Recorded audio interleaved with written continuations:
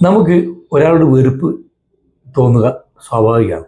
ആ വെറുപ്പ് തോന്നിയാൽ അത് നമ്മളെയാണ് ബാധിക്കുന്നത്. നമുക്ക് ചില ആൾക്കാരോട് വെറുപ്പുണ്ടാകാം, അസൂയ ഉണ്ടാകാം, രാഗദ്വേഷം ഉണ്ടാകാം, നമുക്ക് പകയുണ്ടാകാം. ഇതൊക്കെ ഉണ്ടെങ്കിലും നമ്മൾ ചിലപ്പം ആ വ്യക്തിയെ കാണുന്ന സമയത്ത് നമ്മൾ ചിരിച്ച് നല്ല ലോഹ്യം കാണിച്ച് അവരോട് നല്ല തന്മയത്തിൽ സംസാരിക്കുകയും പെരുമാറുകയും ഒക്കെ ചെയ്യുന്നുണ്ടാവും. പക്ഷേ ഇത് സ്വാഭാവികമായിട്ടും നമ്മൾ അവരുടെയൊക്കെ അഭിനയിക്കുന്ന ഒരു അവസ്ഥയാണ്. നമ്മുടെ ഉള്ളിൻ്റെ ഉള്ളിൽ ഇത് നമ്മളെ ആണ് ബാധിക്കുന്നത്.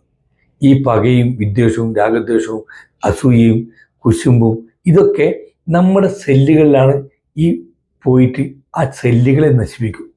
നമ്മുടെ സെല്ലുകളിൽ ഉണ്ടാകുന്ന ന്യൂട്രോൺ, പ്രോട്ടോൺ, ഇലക്ട്രോൺ, അതിൽ ഇലക്ട്രോണിനെ നശിപ്പിക്കും.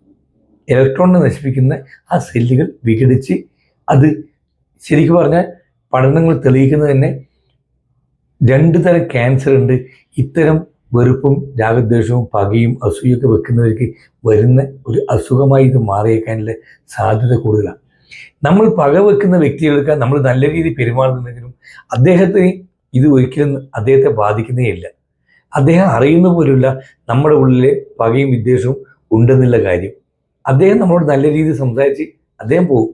പക്ഷേ ഈ പകയൊക്കെ മനസ്സിൽ വെച്ച് വെച്ച് വെച്ച് വെച്ച് വെച്ച് ആ വ്യക്തി, ആ പക വെക്കുന്ന വ്യക്തി, ആ അസൂയ വെക്കുന്ന വ്യക്തി, ആ രാഗദ്വേഷം വെക്കുന്ന വ്യക്തി അവർ തന്നെത്താൻ സ്വയം നശിക്കുന്നതായിട്ട് അനുഭവപ്പെടും.